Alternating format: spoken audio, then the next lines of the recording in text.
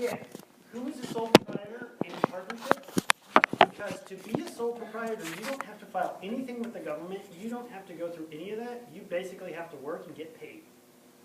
So everybody that just raised their hand that worked and got paid, and it's slightly different than if you were an employee getting paid, as opposed to, hey, I'm going down the street, raking my uncle, paying $5 to do it, you know, when you were a kid. Technically, you're a sole proprietor. That's all it takes to get into one of those two categories. But it doesn't provide you a lot of protection and stuff like that. So that's why corporations and LLCs are why a lot of that goes through. The reason to have a lawyer, though, to get through all of these fun little things of sole proprietorship, partners, corporations, and LLCs, is this is our supplement for our introductory business associations class. And you complain about your textbook. Oh, no, this isn't the textbook. The textbook is just about as big. This is the supplement. So this is what's covered by sole proprietorships. This is about partnerships, and that's all corporations. C Corps, S Corps, LLCs, all that kind of stuff. So unless you're really good at going through the Universal Commercial Code and various things like that, or Delaware state law, because each place you set something up has different rules and regulations, that's why it makes sense to get a lawyer first.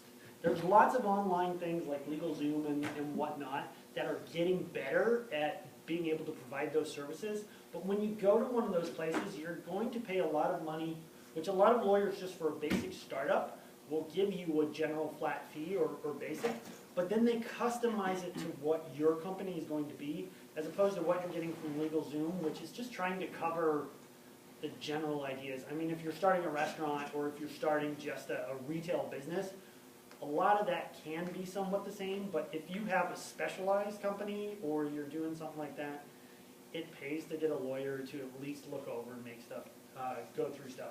And we'll talk about it in a minute.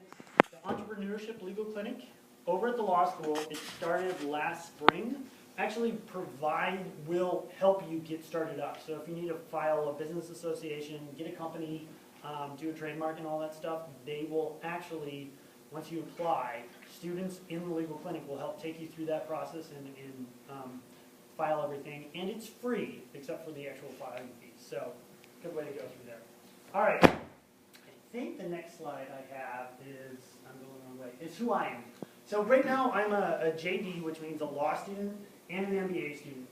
So I'm about halfway through the program, so nothing I say here can be construed as legal advice, blah, blah, blah, blah.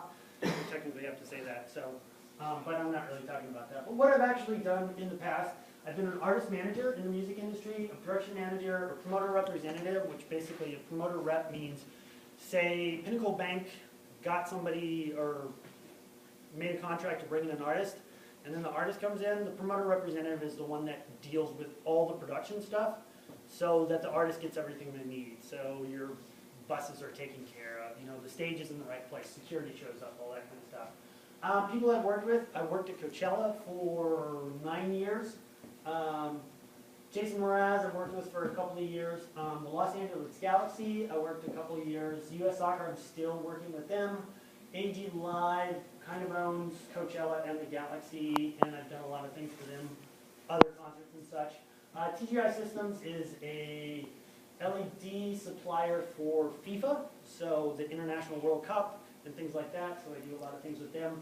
Kylie Minogue, I did her U.S. national tour as a promoter representative, so flying around. Luckily she flew. Tour buses are great, but not that great. Jane's Addiction, which is another band that they call me up whenever they get in trouble, actually, which isn't a good thing. Danger Mouse, when he was doing the Gorillas, when he was doing Gnarls Barkley, I was working in management and working with Brian. And then the LA Marathon, just another large-scale event that I helped work out. This is how I put my resume together, because otherwise it's a long list of like 400 or 500 shows. Doesn't make any sense. So, just so you know, university or study is triangles, but I worked in a theater, I worked for Coachella. The Home Depot Center is Chivas and Galaxy. Bill Silver Entertainment is management for Jason Mraz, Christina Perry, although she just left.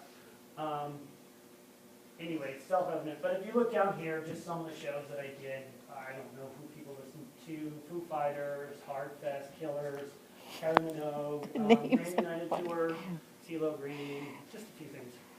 So, anyway. But now, law school and business school. And why is that? Well, these are some of the things that actually pushed me back. In the past 5 years before I came back to school, I've been involved in 3 lawsuits.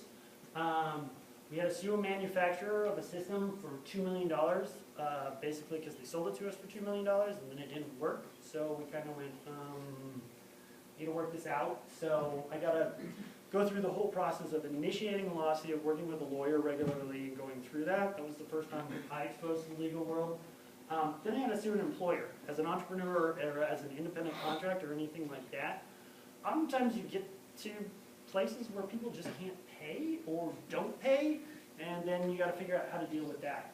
And then finally, we had to sue a couple of contractors for a concert that we did. Essentially, we did a big festival at the Forum in Los Angeles, and the Forum was responsible for hiring security, and they didn't hire the proper security and get it into place. So the way the Forum is built, you know, it's a big hockey oval. But in that big hockey oval, the seats end about right here, and about 9 foot below is the floor when they don't have all the basketballs in the arenas. So security wasn't where they were supposed to be here, so everybody started jumping onto the floor. I mean, it's only a 9-foot drop, so that could hurt, but also we ended up with a floor that's supposed to hold 2,000 people being about 6,000 people. So the fire department said, nope, everybody's got to go home. Called in the hats and bats, which means they put an all points call to the police officers in the area. So all the riot squads come down. I don't know if you ever dealt with riot squads, but that's why they call them hats and bats. And I got to stand on stage and tell everybody that they had to go home, the concert is canceled, and then assist that. So afterwards, we were stuck in the hole for $1.4 million because we had to refund all those tickets. We still had to pay all the artists that showed up because they didn't violate their contracts. Plus, we had to pay all of the Forum and the security company and everything. So in the end, we lost a whole bunch of money, and we went to those guys and said, hey, would you pitch in here? Because this is kind of your fault. And they said, no, we don't feel like it. So we had to sue them, and we eventually settled. So, you know, sitting in a deposition for 2.5 days explaining what you did, what you didn't do, and going through all that backstory, it's a pain in the rear end. So learn to do contracts first to try to avoid all that stuff. And then I saw other companies get into trouble. Insomniac Productions, I'll go over later. They were one of the original rave producers in Southern California. So if you just associate rave and what goes on there, I'll go into details. And then finally, being in artist management, it's always good to know legal things as well as business things. Case in point, you guys know who No Doubt is. Their drummer, Adrian Young, likes to have a good time. He's now a great dad, too. Last time I saw him, 2 kids.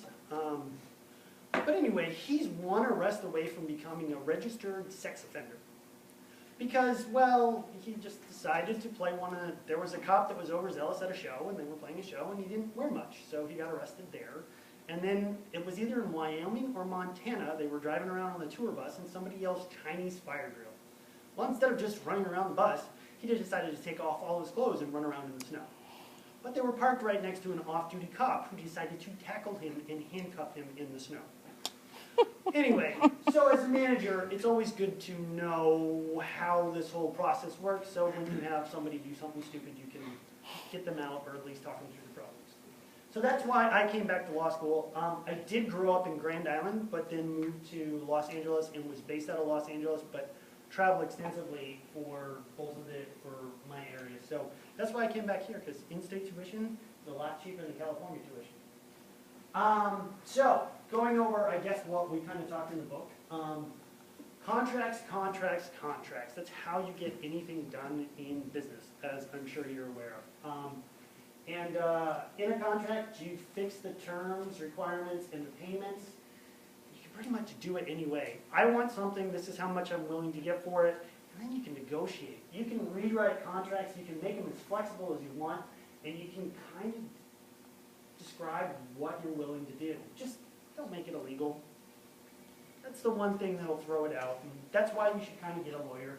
90% of the contracts in the music industry are handled by lay people. you don't need a lawyer to look over every contract if you're doing the same thing and again and again and again.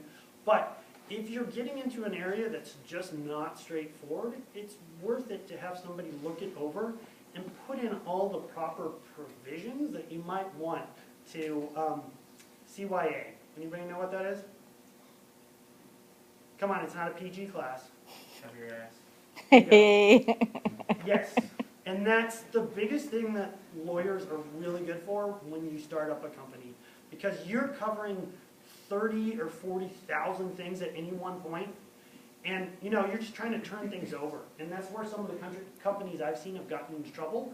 So it's always good to have someone who knows what they're talking about covering your backside, so you don't get into trouble eventually, just innocently.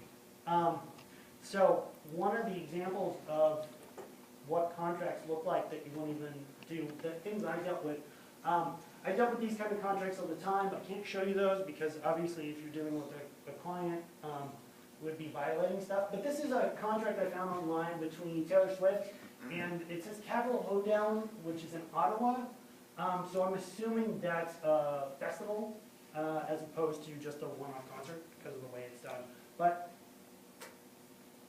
if you look at this, there's two things. The first thing, if you're looking and reading this, where it says, whereas, now, therefore, for good and valuable consideration, luckily you won't have to deal with too much of that anymore. There is a movement in the legal industry to get away from all the fancy-dancy, like whereas, this and that.